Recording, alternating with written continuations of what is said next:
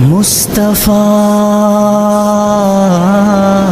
بسم اللہ الرحمن الرحیم، الحمد للہ رب العالمین، والصلاة والسلام علی سید الانبیاء والمرسلین، محمد وآلہ وصحبہ اجمعین، اما بعد۔ محترم ناظرین، شہنشاہ بطحا تاجدار مدینہ احمد مصطفیٰ محمد مجتبی حضرت محمد الرسول اللہ صلی اللہ علیہ وسلم کی سیرت طیبہ کے سلسلے میں الحمدللہ 71 ویڈیوز پیش کی جا چکی ہیں۔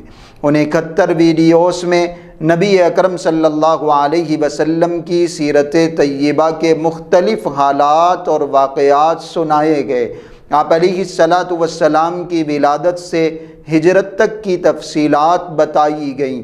ہجرت کے بعد مدنی زندگی میں جو واقعات پیش آئے، جو اہم غزوات اور لڑائیاں ہوئیں، ان اہم غزوات کا، ان لڑائیوں کا بھی تذکرہ کیا گیا۔ گزشتہ کچھ ویڈیوز سے ہم نے جنگ احد کے تذکرے کی شروعات کی ہے۔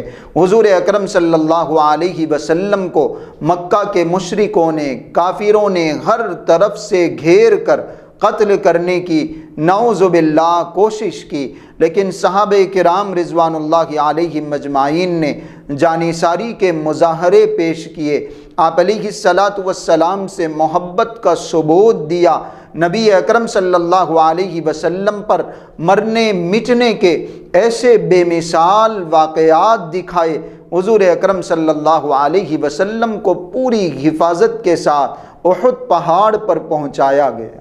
نبی اکرم صلی اللہ علیہ وسلم صحابہ کرام رضوان اللہ علیہم اجمعین کے ساتھ احد پہاڑ پر موجود ہیں۔ ایک دوسری طرف ابو سفیان جو کافروں کی طرف سے سردار تھا، جس نے پوری پلاننگ کر کے اس جنگ کے لیے تیاری کی تھی، جس نے مختلف قبیلوں کو بھڑکا کر اس جنگ میں شامل کیا تھا، اس نے زور سے آواز لگائی، کیا محمد مصطفیٰ زندہ ہیں؟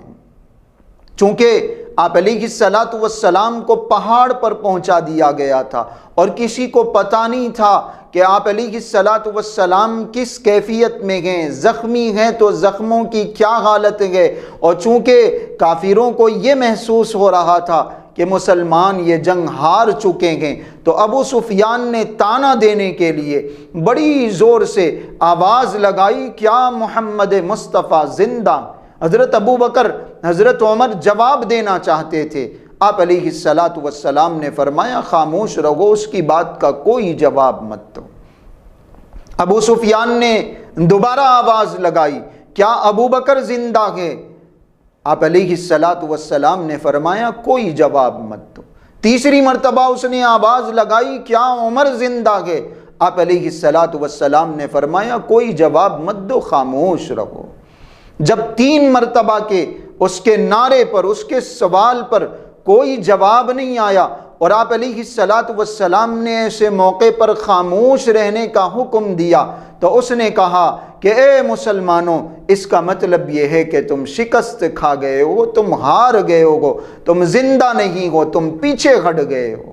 اور اس نے نعرہ لگایا، اولو ہبل، اولو ہبل، یہ جو ہمارا بت ہے ہبل، ہبل یہ کامیاب ہو گیا، یہ بلند ہو گیا، اس کا نام بلند ہو، اس کا نعرہ بلند ہو، اس کی جے ہو۔ اس نے اعلان کیا، اس نے نعرہ لگایا۔ اب آپ علیہ السلام نے حضرت عمر کو حکم دیا، عمر اب تم جواب دو۔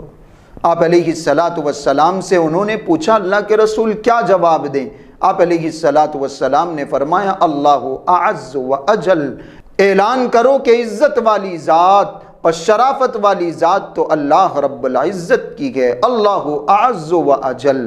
صحابہ کرام رضوان اللہ علیہم اجمعین نے ادھر سے نعرہ لگایا، اللہ اعز و اجل۔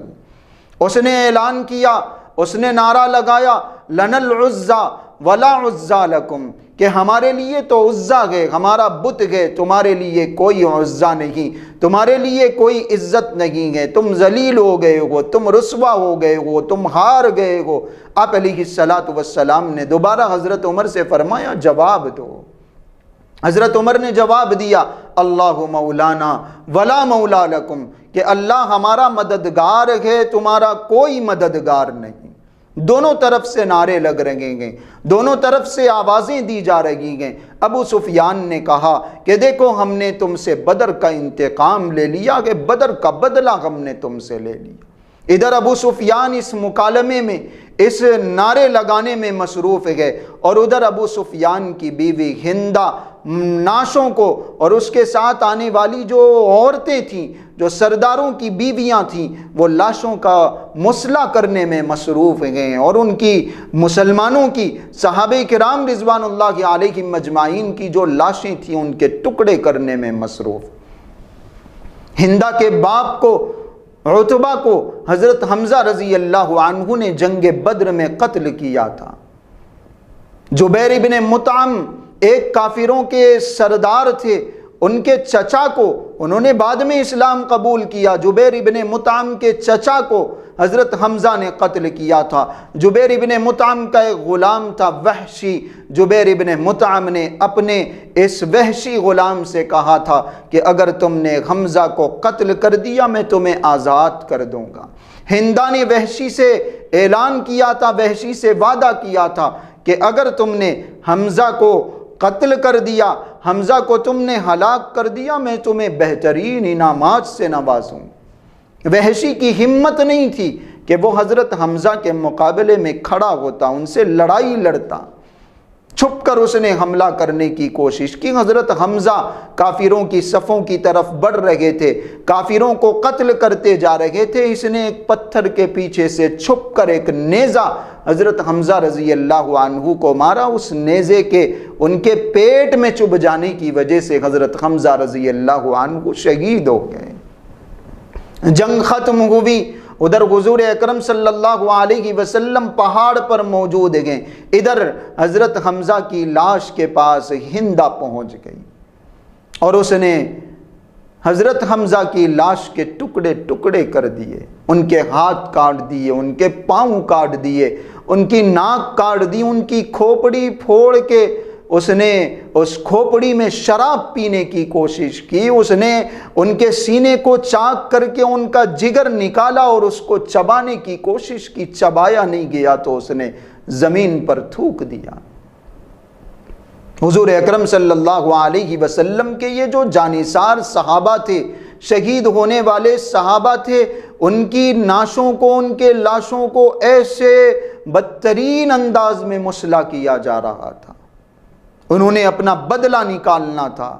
مکہ کی ان عورتوں نے اور ان کافروں کی سردار بیویوں نے ایسا معاملہ کیا جو کسی بھی دشمن کے ساتھ نہیں کیا جا سکتا۔ جسم کے ٹکڑے ٹکڑے کر دیے گئے۔ جنگ کے بعد حضور اکرم صلی اللہ علیہ وسلم کو اطلاع ملی، آپ علیہ السلام حضرت حمزہ کی لاش کے پاس پہنچے اور نبی اکرم صلی اللہ علیہ وسلم کی آنکھوں میں آنسو آ گئے۔ آپ علیہ السلام رونے لگے۔ نبی اکرم صلی اللہ علیہ وسلم نے ان کے حق میں ہاتھ اٹھا کر دعا کی، اور پھر صحابہ کرام رضوان اللہ علیہ مجمعین کو بشارت بھی سنائی کہ اللہ رب العزت نے فرشتوں کو بھیج کر مجھ سے یہ وعدہ کیا ہے کہ حمزہ کو جنت میں بہت بڑا انعام دیا جائے گا۔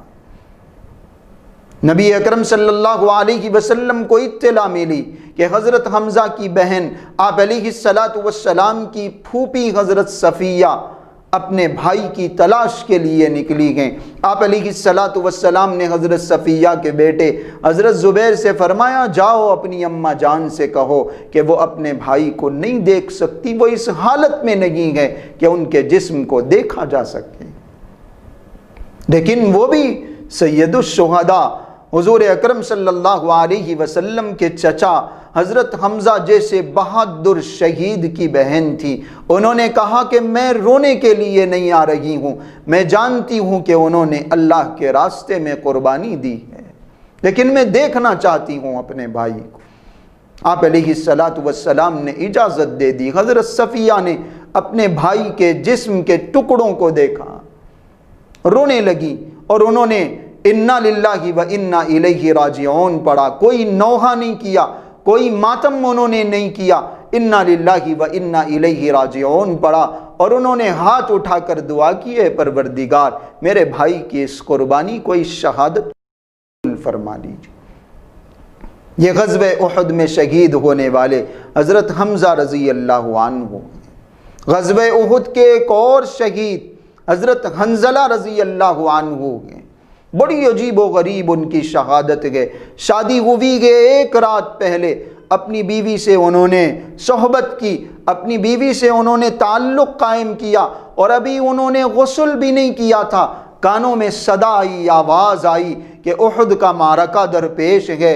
حضور اکرم صلی اللہ علیہ وسلم نے صحابہ کو جنگ میں شریک ہونے کا حکم دیا، غسل کیے بغیر انہوں نے جنگ میں شرکت کر لی، غسل بھی نہیں کیا، کانوں میں آواز پڑی، فوراً انہوں نے لبیک کہا، حضور اکرم صلی اللہ علیہ وسلم کے حکم کو مانا، جنگ میں شریک ہوئے اور لڑتے لڑتے شہید بھی ہو گئے، شہید بھی ہو گئے۔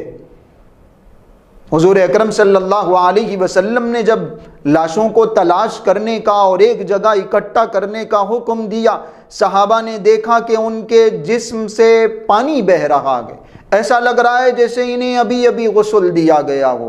آپ علیہ السلام نے تحقیق کروائی، پتہ چلا کہ وہ جنابت کی حالت میں تھے، وہ ناپاکی کی حالت میں تھے، انہوں نے اپنی بیوی سے قریب جانے کے بعد غسل بھی نہیں کیا تھا۔ اللہ کے رسول کے حکم کو انہوں نے فوری ماننے کی چکر میں جنگ میں شریک ہو گئے، اور انہوں نے جنابت کا غسل بھی نہیں کیا تھا۔ آپ علیہ السلام نے فرمایا یہی وجہ ہے کہ ان کو فرشتوں نے غسل دیا ہے، ان کا نام، ان کا لقب پڑ گیا غسیل الملائکہ، ان کو فرشتوں نے غسل دیا۔ عجیب و غریب بہادری کے واقعات، شہادت کے واقعات صحابہ اکرام رضوان اللہ علیہم اجمعین نے عجیب نمونے اس جنگ میں پیش کیے، عجیب مظاہرے صحابہ اکرام رضوان اللہ علیہم اجمعین نے دکھائے۔ ایک حکم اللہ رب العزت کا، ایک حکم حضور اکرم صلی اللہ علیہ وسلم کا ان کے کانوں میں پڑا، انہوں نے نبی اکرم صلی اللہ علیہ وسلم کی اس آواز پر، آپ علیہ السلام کی اس صدا پر لبیک کہا، یہ بھی نہیں سوچا کہ ہم کس حال میں گئے، ہم جا سکتے ہیں نہیں جا سکتے، ہم ابھی تھوڑی دیر ٹھہر کے جائیں گے، غسل کر کے جائیں گے، انتظار کر کے جائیں گے، مشورہ کر کے جائیں گے، کوئی بات نہیں، کانوں میں صدا آئی، لبیک کہہ دیا۔ یہ اصل محبت ہے حضور اکرم صلی اللہ علیہ وسلم سے کہ آپ علیہ السلام کے حکموں کی اتباع کی جائے، پیروی کی جائے، جو آپ علیہ السلام کی سنت، جو آپ علیہ السلام کا طریقہ، جو آپ علیہ السلام کا ارشاد ہمارے کانوں میں پڑے اور ہمیں پتہ ہو کہ یہ آپ کی سنت ہے، آپ کا طریقہ ہے، اس کو فالو کر لیا جائے۔ ہم تو بول بول کے چھوڑتے ہیں کہ یہ سنت ہے، چھوڑ دو چلو۔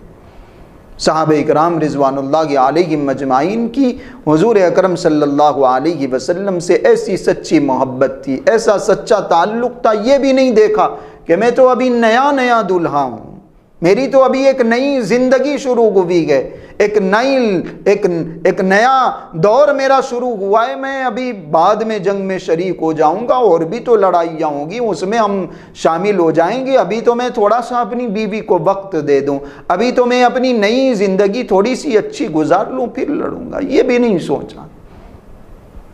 ایسی سچی محبت کرنے والے وہ صحابہ تھے، اسی لیے ان کو رضوان اللہ علیہم اجمعین کہا گیا، اسی لیے اللہ رب العزت نے ان کو وہ رتبے دیے، اسی لیے ان کو حضور اکرم صلی اللہ علیہ وسلم کے لیے چنا گیا، منتخب کیا گیا۔ اللہ رب العزت ہم سب کو دین کے لیے ایسی قربانیاں دینے کی توفیق عطا فرمائے، صحابہ کی ان قربانیوں کو سمجھنے کی توفیق عطا فرمائے، اور حضور اکرم صلی اللہ علیہ وسلم سے سچی محبت، سچا تعلق نصیب فرمائے۔ اس جنگ کے آگے کے جو حالات ہیں وہ اور آگے ویڈیوز میں بتائے جائیں گے۔ آج کے لیے اتنا کافی ہے۔ السلام علیکم ورحمۃ اللہ وبرکاتہ۔